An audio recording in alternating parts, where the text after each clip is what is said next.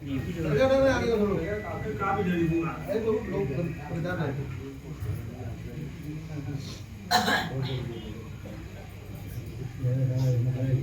के 17वें अध्याय में पिछले सत्संग में हमने आपको बताया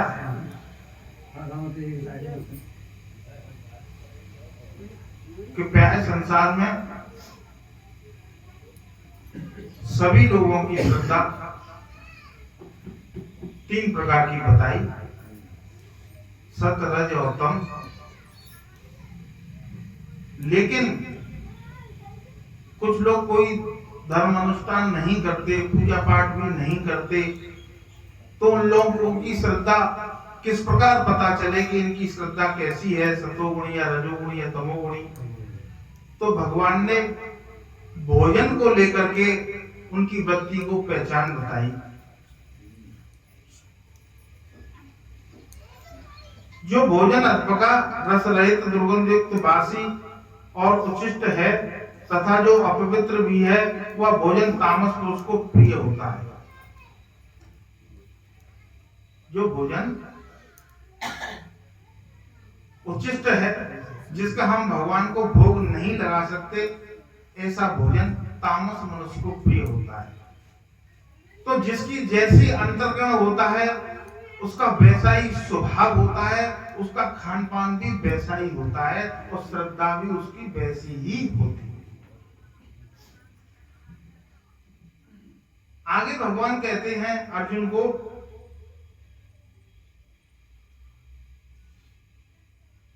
कि भोजन करने के कई एक नियम हैं।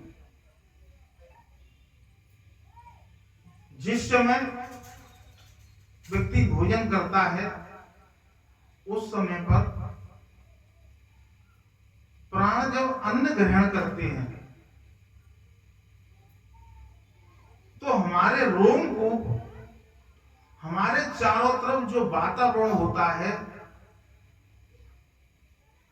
वहां से वो परमाणुओं को खींचते। तो भोजन करने के लिए प्राय ये बताया गया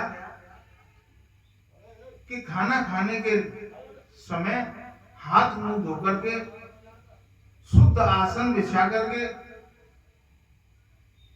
उत्तर या पूर्व की तरफ दिशा करके, स्वस्थ वातावरण में, शुद्ध वातावरण में बैठ करके और भगवान का नाम लेकर के भगवान को भोजन को अर्पित करके और भोजन करना चाहिए। और जैसे ही भगवान का नाम लेकर के हम ग्रास मुंह में दें तो ये नियम बताया गया है कि हरे राम राम राम हरे हरे, हरे कृष्ण कृष्ण कृष्ण हरे हरे। इस मंत्र में 16 शब्द हैं। तो 16 दो बार अगर आप करोगे इसको 2 ग्रासों के साथ तो 32 हो जाते हैं। 32 होने के बाद में जब आप भोजन करोगे तो आपका भोजन सुपाच्य होगा और आपका भोजन, थोड़े से भोजन से ही आपको तृप्ति मिल जाएगी और आपका भोजन भी भजन बन जाएगा, ऐसा शास्त्रों में बताया। तुलसीदास जी ने तो कहा है, तुम ही निवेदित भोजन करई, तुम ही निवेदित भोजन करई, प्रभु प्रसाद पट भूषण धरई, प्रभु प्रसाद पट भूषण धरई, राम सिया रामा प्रभु प्रसाद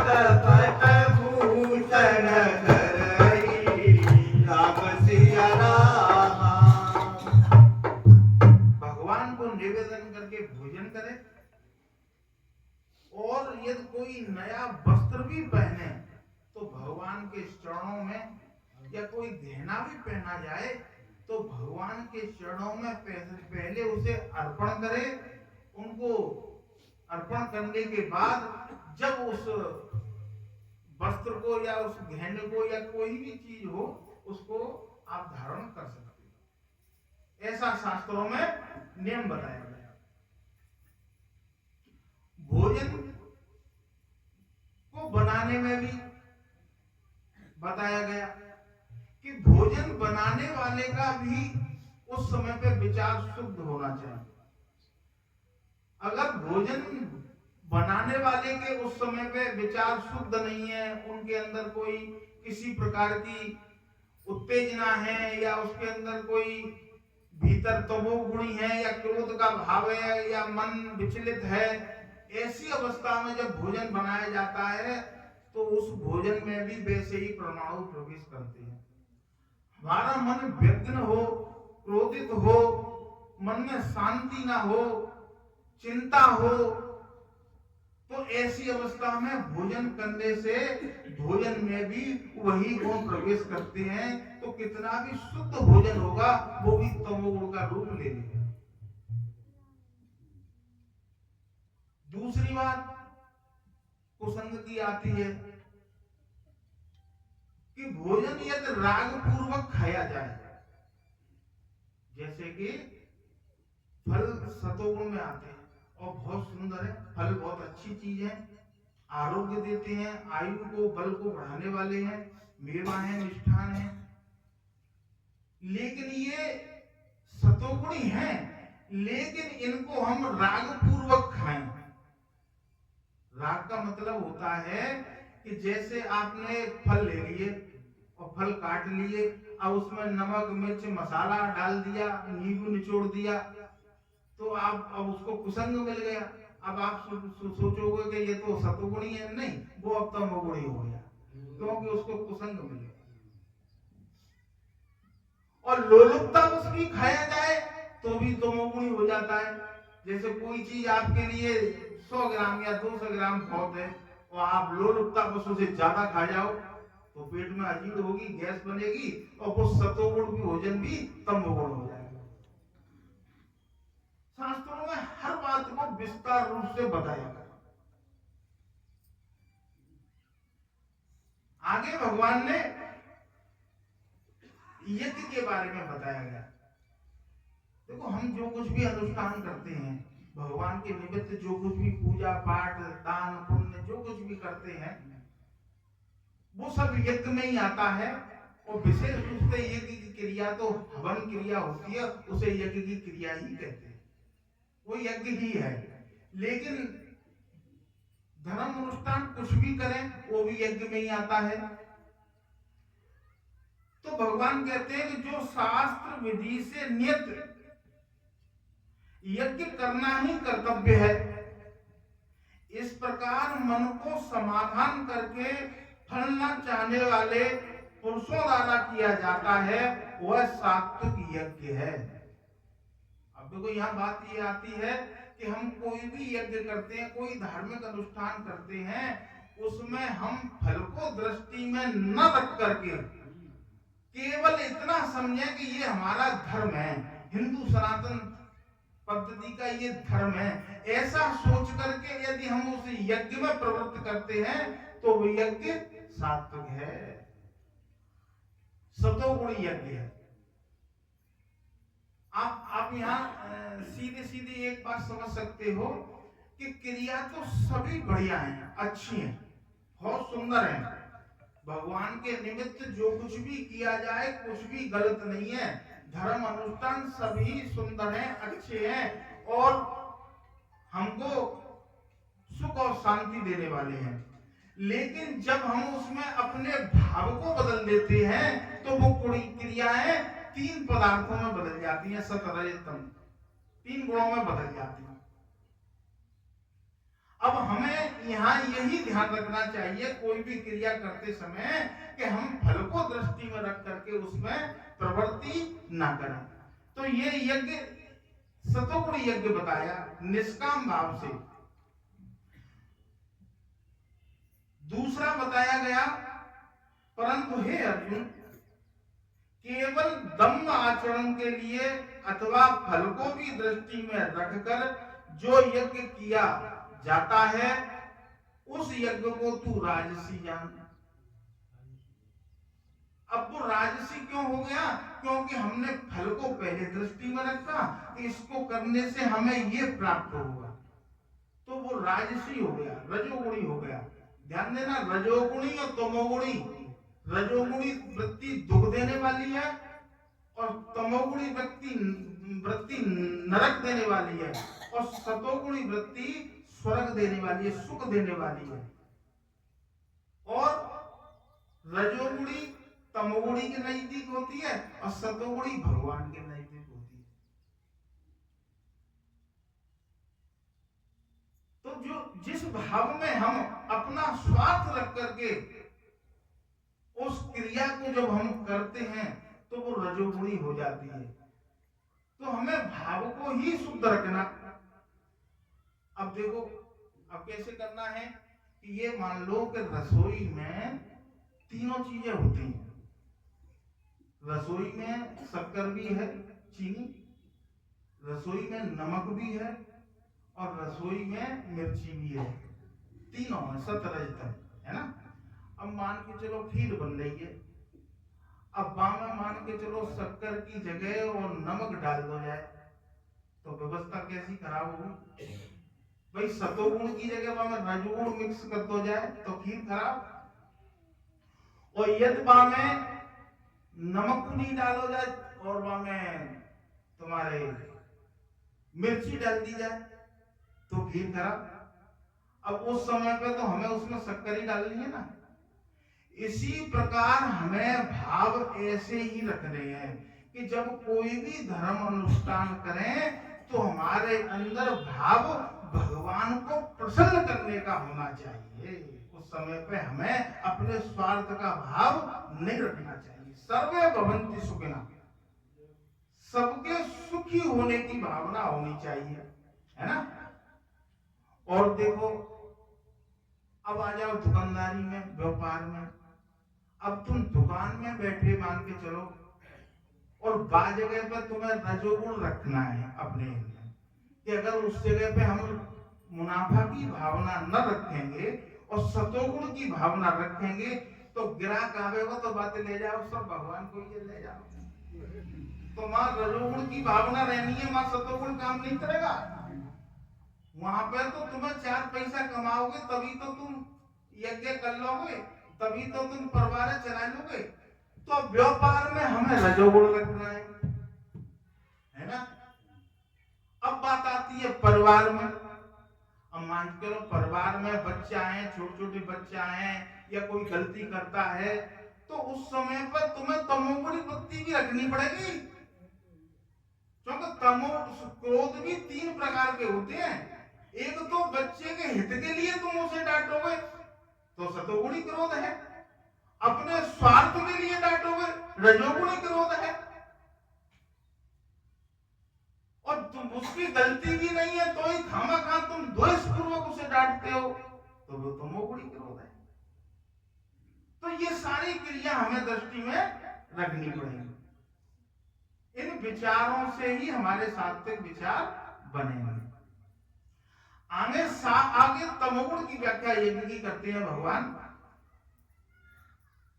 कि शास्त्र विधि से हीन अन्नदान से रहित, शास्त्र विधि से हीन अन्नदान से रहित, बिना मंत्र के, बिना दक्षिणा के और बिना श्रद्धा के किया जाने वाला यज्ञ तामस यज्ञ कहलाता है। अब देखो, शास्त्र में जिस प्रकार यज्ञ करने की विधि बताई है, हम कोई भी धर्म अनुष्ठान करते हैं वो यज्ञ का ही रूप है। अब ऐसे उदाहरण के रूप कुछ भी ले सकते हो, जैसे आपने कनागतों में किसी को अपने श्राद्ध में किसी ब्राह्मण को बुलाया, है ना। अब आप आदर से आप बुला रहे हो और बुला करके अगर आप उसको अन्नदान श्रद्धा पूर्वक न खिलाओ और तुम्हारे मन में श्रद्धा न हो तो वो तामस हो जाएगा, और ये तुम उसको दक्षिणा नहीं दोगे तो वो तामस हो जाएगा, और या तुम्हारा उसके प्रति श्रद्धा ना हो कि जी तो हमारे पड़ोसी हैं, जी फलाने हैं कि ठिकाने हैं, कि जी ऐसे हैं कि वैसे हैं, ऐसी भावना नहीं होनी चाहिए।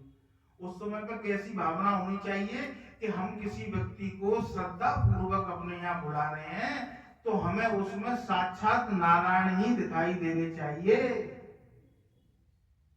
और दक्षिणा भी उसको देनी चाहिए, चाहे वो दक्षिणा का 1 रुपया हो चाहे कितना भी हो, बिना दक्षिणा के कोई भी यज्ञ सफल नहीं होता। अन्नदान से रहित, अब कुछ लोग ऐसे होते हैं, अब वो मंत्र नहीं पढ़ रहे हैं, वो सोचते हैं कि जैसे यज्ञ हम करा रहे हैं तो इसमें क्या है कि धूप डाल देते हैं, इससे वातावरण शुद्ध हो जाएगा, इनमें मंत्रों की क्या जरूरत है, बगैर मंत्र के यज्ञ तामस हो जाएगा।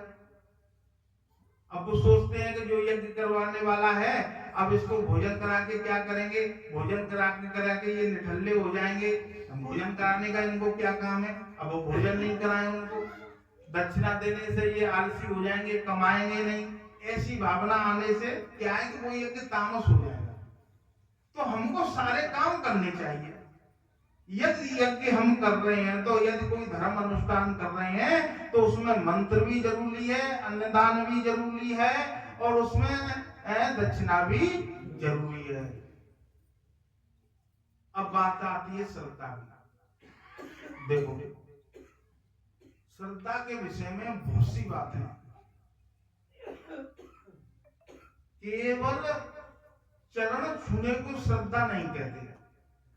अगर कोई आदमी कहे कि नहीं साहब हम तो उनका सम्मान करते हैं और हम उनके चरण छूते हैं, तो देखो चरण छूने को केवल श्रद्धा नहीं कहते। हाँ, चरण छूना श्रद्धा का एक हिस्सा हो सकता है, लेकिन चरण छूने को श्रद्धा नहीं कहोगे आप। अब क्यों नहीं कहोगे?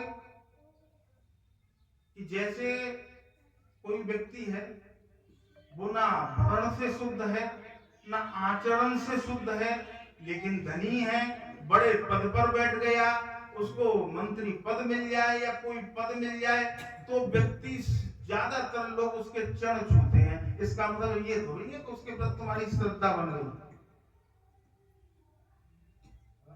चरण तो हम धनी लोगों के भी आदमी छू लेता है, उसके वैभव को देख करके चरण छू लेता है।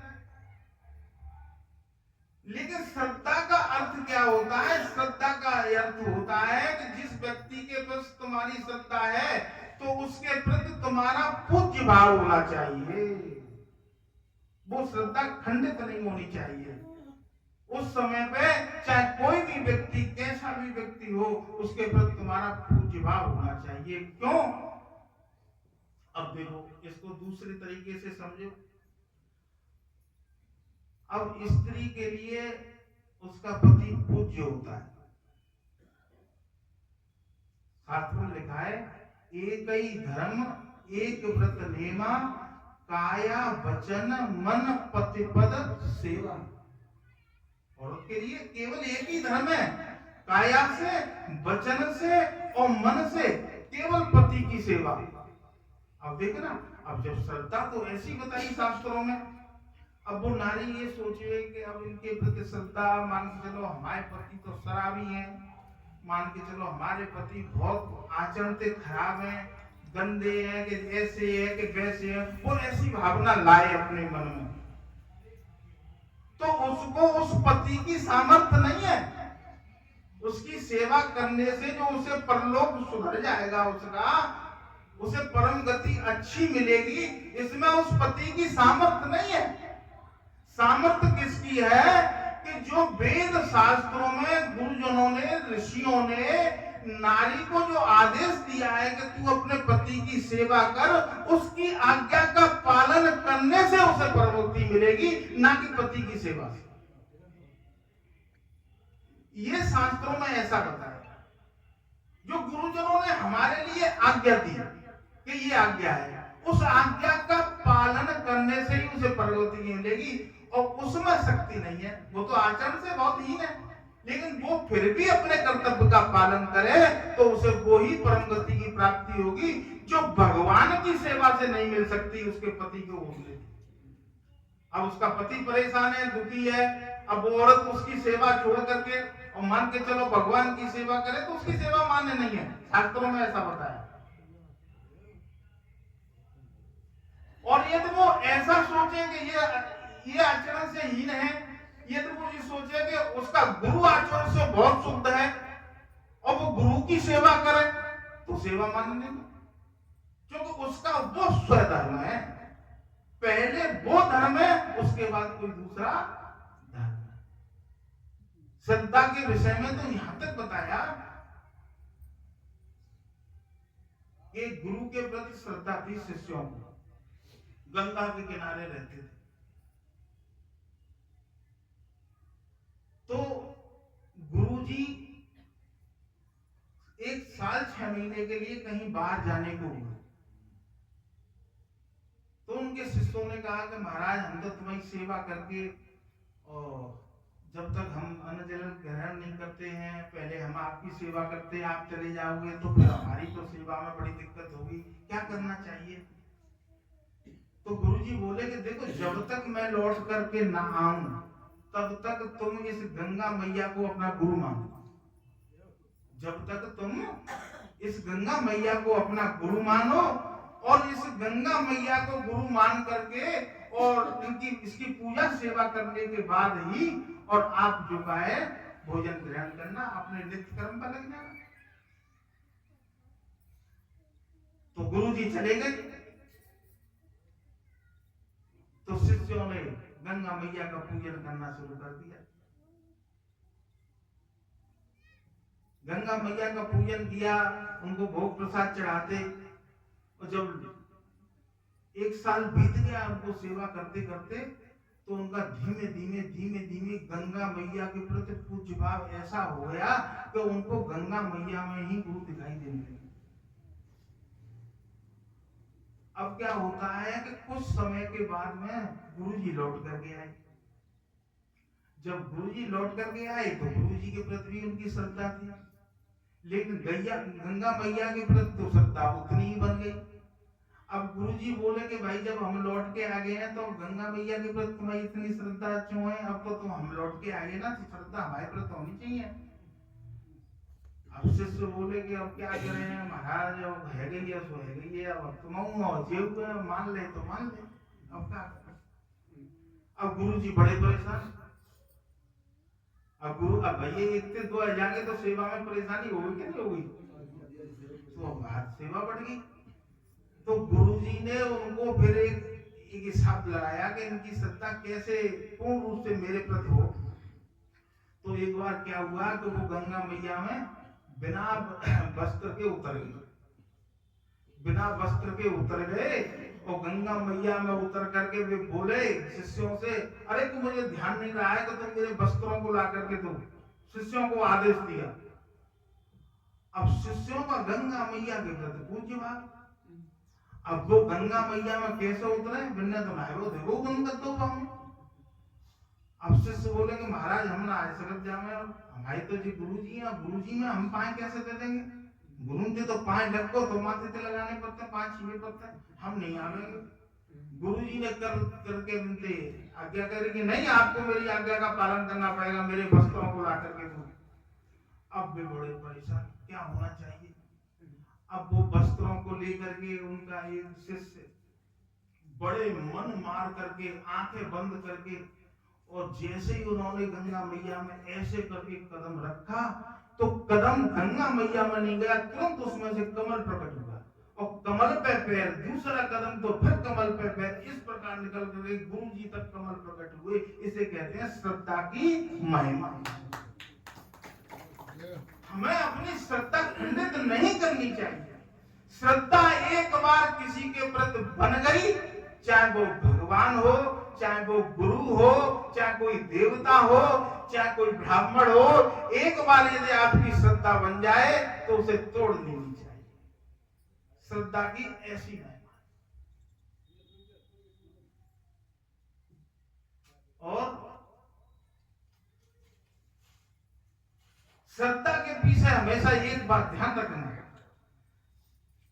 चाहे वो गुरु हो, चाहे वो पति हो, चाहे वो कोई देवता हो, उन सबके पीछे यदि तुम्हारी श्रद्धा दृढ़ है तो उसके पीछे परमात्मा की शक्ति काम करती है, वो देवता काम नहीं करता। बस इस बात को मान लो, ये श्रद्धा की महिमा है।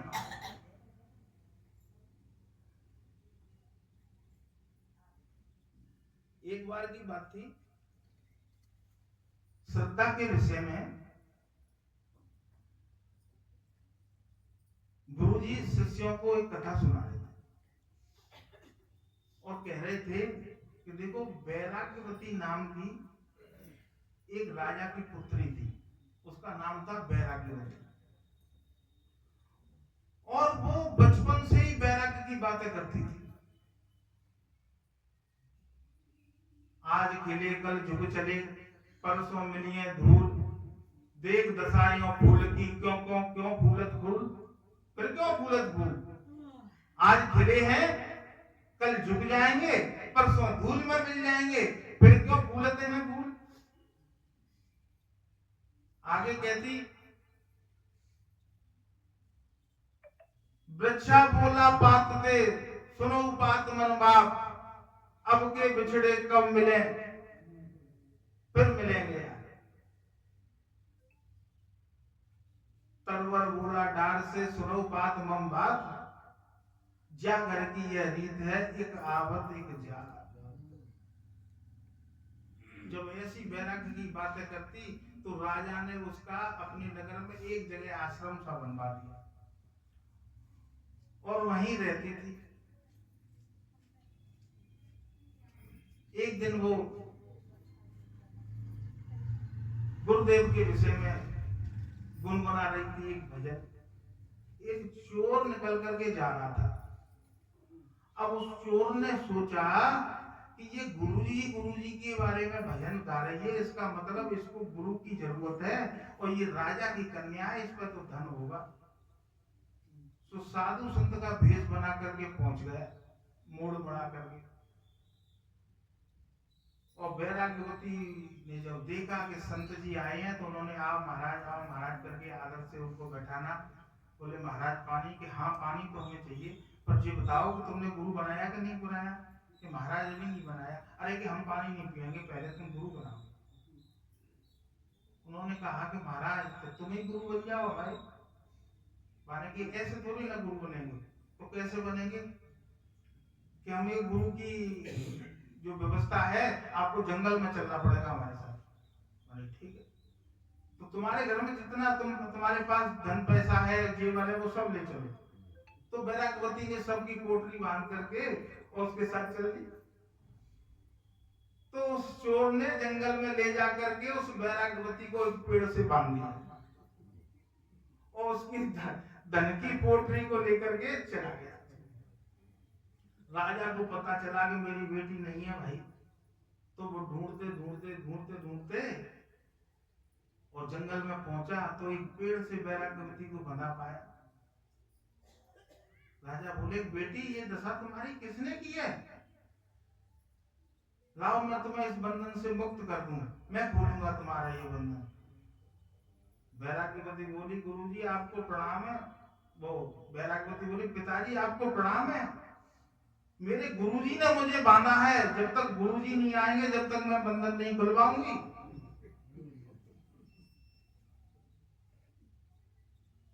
अब तो राजा साहब बहुत ही निवेदन किया, लेकिन बैराग्यवती ने अपना बंधन नहीं खुलवाया और बैराग्यवती को छोड़ करके राजा अपने घर पे आ गए।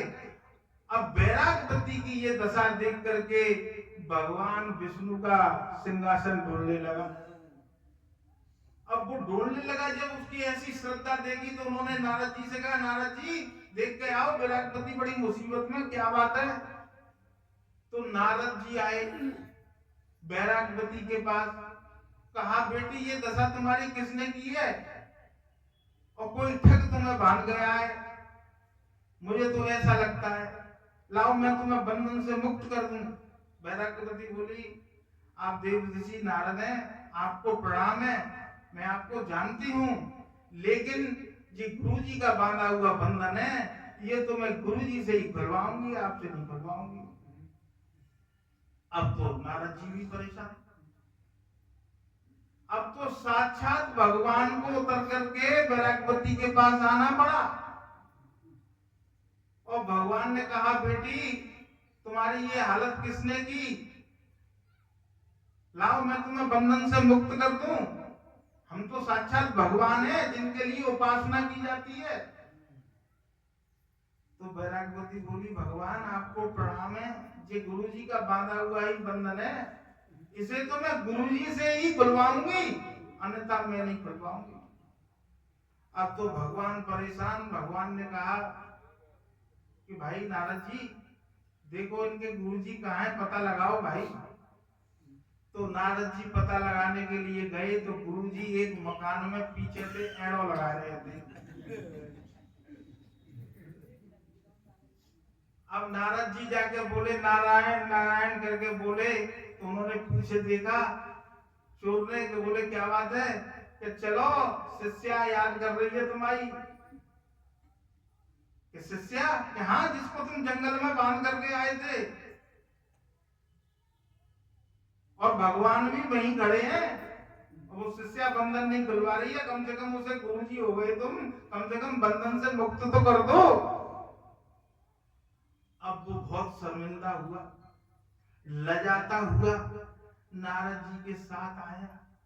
आकर के भगवान वहां खड़े थे, नारद जी भी वहां खड़े थे, और जाकर के उन्होंने, चोर ने जाकर के उसके बंधन को खोला, और बंधन खोल करके अब तीनों जने खड़े हैं बाजीगर पे, और शिष्या कह रही है,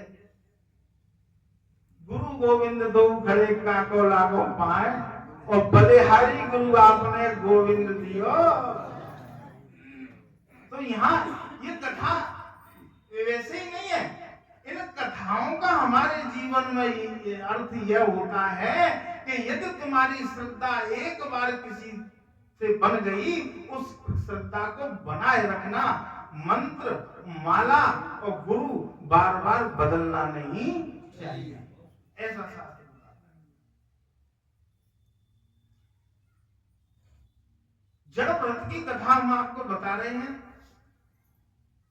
उस जड़व्रत की कथा को इस 17 स्तंभ से ही आप जोड़ोगे तो आपको पता चलेगा कि वो जो राजा था, वो राजा उसने संकल्प किया था कि यदि मेरे पुत्र की प्राप्ति होगी तो मैं नर की बलि दूंगा। देखो अब ये श्रद्धा कैसी होगी साहब, जो व्यक्ति अपने स्वार्थ के लिए और त्याग भी कर रहा है तो काय चीज का कर रहा है कि नर की बलि। अब ये तमोगुणी श्रद्धा हो गई। अब इस तमोगुणी श्रद्धा का परिणाम क्या होगा, ये अब आगे ये कथा बताएगी आपको। कि उस जड़ व्रत को राजा के जो सेवक थे, हट्टा कट्टा देख करके उसे उठा लेगा उसकी बलि देने के लिए। उन भील सेवकों ने भी भरत जी को पागल ही मान लिया। उन भील सेवकों ने भरत जी को पागल मान लिया। वे उन्हें पकड़कर भद्रकाली के मंदिर में ले आए, माता जी को बलिदान दो किंतु किसी जीव का नहीं। भगवान कह रहे हैं कि देखो बलि तो दो तुम, लेकिन किसी जीव की बलि देना हमारे सनातन धर्म में नहीं बताया गया। कुछ लोगों की ऐसी मान्यता होती है कि देवी को बलि चढ़ा रहे हैं, साहब पशु की बलि चढ़ा रहे हैं, है ना। कुछ लोग जो का है शराब चढ़ा रहे हैं। अब आप ये सोचो कि जिन देवियों के पति महान वैष्णव हो, शंकर भगवान, विष्णु भगवान, ये महान वैष्णव है। अब जब ये प्यारे लहसुन तक इनको भोग में नहीं लगाया जाता और तुम मां बकरा काट रहे हो, कि कौन सी श्रद्धा है। तो हमें जो उल्टी सूटी जो बातें बताई गई समाज में, ये गलत है, क्योंकि ये तामस श्रद्धा हो जाती है। किसी जीव की बलि नहीं। काम क्रोध लोभ आदि दुर्गुण ही पशु हैं। काम क्रोध लोभ जो दुर्गुण है ये पशु हैं। हमें ये बलि चढ़ानी चाहिए भगवान के सामने जाकर के या देवी के सामने जाकर के। हमें ऐसा सोचना चाहिए कि आज से हम अपने काम की बलि चढ़ाते हैं, आज से हम अपने क्रोध की बलि चढ़ाते हैं। उन्हीं का बलिदान दो। देवी भागवत में यही अर्थ बताया गया है। बलिदान का भरत जी का को स्नान कराया गया, पुष्पमाला पहनाई गई और भोजन के अच्छे पकवान दिए गए। देखो, उनको नहलाया गया बलि देने के लिए, उनको अच्छे अच्छे पकवान खिलाए गए। भोजन करना पाप नहीं है, किंतु स्वाद लेकर भोजन करना पाप है। भोजन साधन है और भजन साध्य है। भरत जी भोजन करते थे, किंतु उनका भोजन भजन के लिए ही था। भील सोचते हैं कि 2 घंटे बाद तो उसका मरना है, फिर भी ये बड़े आराम से भोजन कर रहा है। भील राजा सोच रहे हैं कि देखो इसे 2 घंटे पीछे तो मरना ही है, लेकिन ये कितने प्रेम से भोजन कर रहा है, इसे मरने का बिल्कुल भी खौफ नहीं है। वो तो परमहंस थे, भगवान के भजन में लीन थे, वो संसार से देवभान से बहुत ऊंचे उठे हुए थे। इसके बाद भरत जी को मंदिर के अंदर ले गए। संत की परीक्षा उसकी मनोवृत्ति के आधार पर हो सकती है। संत की जो परीक्षा होती है वो उनकी मनोवृत्ति के आधार पर हो सकती है। दाढ़ी जटा से नहीं, जर भरत जी ने माता जी को मन ही मन प्रणाम किया। मनोवृत्ति की जो पहचान है, ये थोड़ी है कि आप बड़ी बड़ी दाढ़ी रख ली है, कि बड़ी बड़ी मूंछ रखा ले, कि काऊ ने बड़े बड़े नाखून रखा ले, कि कोई ज्यादा गेरुआ वस्त्र पहन रहा है। इससे कोई उसकी संत की परीक्षा नहीं होती। संत की परीक्षा मैंने बताया गया, उसकी परीक्षा जो होती है उसकी मनोवृत्ति से होती है। उसके आचरण कैसे है, उसका खान पान कैसा है, उसका रहन सहन कैसा है, उसकी दृष्टि कैसी है, इन सारी चीजों से उसकी मनोवृत्ति की पहचान होती है। और सिर नवाकर शांति से बैठ गए। मन ही मन भरत जी ने देवी जी को प्रणाम किया और शांति से अपना सर नवा करके बैठ गए। भील राजा ने भद्रकाली की प्रार्थना की और वह तलवार लेकर के बलिदान देने के लिए तैयार हो गया। सबके प्रति सद्भाव सिद्ध करने वाले भरत को देखकर माता जी का हृदय भरा। जो जो संत लोग होते हैं वो सबके प्रति सद्भाव रखते हैं, कभी किसी का बुरा नहीं सोचते।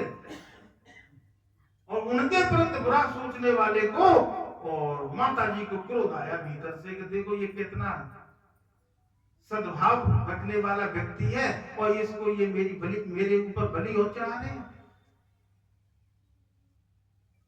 हृदय भरा आया। उनसे यह हिंसा देखी नहीं गई। भद्रकाली मूर्ति तोड़ करके प्रकट हो गई। भद्रकाली मूर्ति तोड़ करके प्रकट हो गई। जब अनीति देखी कि संत की बलि चढ़ाई जा रही है तो भद्रकाली मूर्ति तोड़ करके प्रकट हुई और भील राजा की तलवार लेकर उसका मस्तक काट दिया। उन्हीं देवी ने भील राजा का तलवार लेकर के मस्तक काट दिया। देखो, मैंने आपको बताया कि सतोगुणी वृत्ति सुख देने वाली है, रजोगुणी वृत्ति दुख देने वाली है और ये तमोगुणी वृत्ति नरक देने वाली है। जिस देवी को बलि चढ़ा रहा था उसी देवी ने उस राजा की गर्दन को काट दिया और उसकी गेंद बना करके ऐसे देवी खेलने लगी। उनके सारे जो जितने भी उनके जो सेवक थे सबको देवी ने मार डाला क्रोध में आकर। शास्त्रों में ऐसा बताया गया है, सुनो राम कर सहज स्वभाव, निज अपराध रिसावे न काहू, जो अपराध भगत सन करई, राम रोष पावक सो जरई। भगवान ये कहते हैं, ध्यान देना मेरी बात को, कि भगवान की पूजा पाठ में किसी भी काम में तुम पर कोई गलती है जाए तो भगवान कभी क्रोध नहीं करेंगे तुम पर, ना तुम आहित करेंगे, गांठ बांध के धर लो, मेरी बात है, शास्त्र में लिखा है। अगर आप अपने मन में ऐसा कोई सोचता है कि कोई गलती है तो भगवान हमें दंड देंगे, नहीं देंगे।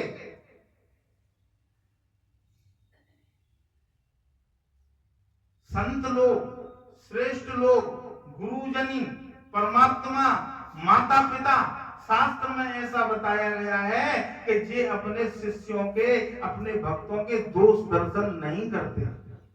जैसे पिता अपने पुत्र के दोष दर्शन नहीं करता, पति अपनी पत्नी के दोष दर्शन नहीं करता, गुरु अपने शिष्य के दोष दर्शन नहीं करता, संत लोग भी संसार में किसी के दोष दर्शन नहीं करते, इसी प्रकार वो सबका परमपिता परमात्मा हमारे दोष दर्शन नहीं करते।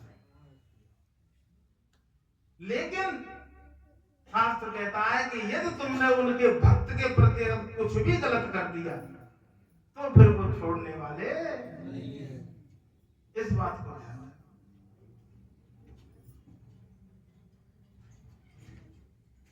तथा मस्तक की गेंद बनाकर खेलने लगी। ज्ञानी भक्त मानता है कि मैं सहस्वाऊ भगवान की परीक्षा हेतु खड़े हुए हैं, दोनों हाथ वाला मनुष्य क्या कर पाएगा। ज्ञानी भक्त माता जी को बहुत प्यारे होते हैं। ज्ञानी पुरुष अपने मन को एक क्षण के लिए ईश्वर से अलग नहीं होने देता, उसकी दृष्टि सब ब्रह्म में ही होती है। सिया राम में सब जग जाने, करो प्रणाम जो जुग पाने। अब देखो, अब बात आती है कि जड़ भरत जी माता के सामने उनकी बलि लगाने के लिए तैयार हुए। अब बात आती है यहाँ 3 गुणों की, कि हम सब, पूरी दुनिया इन 3 गुणों में, माया में ही फंसी हुई है। अब भद्रकाली माता जी भरत जी के लिए प्रकट हुई, उसका अर्थ ये निकलता है शास्त्रों में कि जब जीव तीनों गुणों से परे उस परमपिता परमात्मा में पहुंच जाता है, स्थिर हो जाता है, माया से परे हो जाता है, तो भगवान को पुरुष कहते हैं, परम पुरुष, और प्रगति को माता कहते हैं। तो ये संसार प्रगति है, वो परम पुरुष परमात्मा है। जब तुम प्रगति से परे चले जाओगे, तीनों गुणों से परे चले जाओगे, तो ये प्रगति ऑटोमेटिक तुम्हारे अनुकूल हो जाएगी। इस प्रगति के जितने भी पदार्थ हैं वो तुम्हारे इतने अनुकूल हो जाएंगे कि हर चीज, हर सेवा सामग्री तुम्हारी सेवा करने के लिए तुम्हारे लिए हाजिर हो जाए। तो माता जी जैसे ही भरत जी तीनों गुणों से परे थे, उन्हें संसार से कोई लेना देना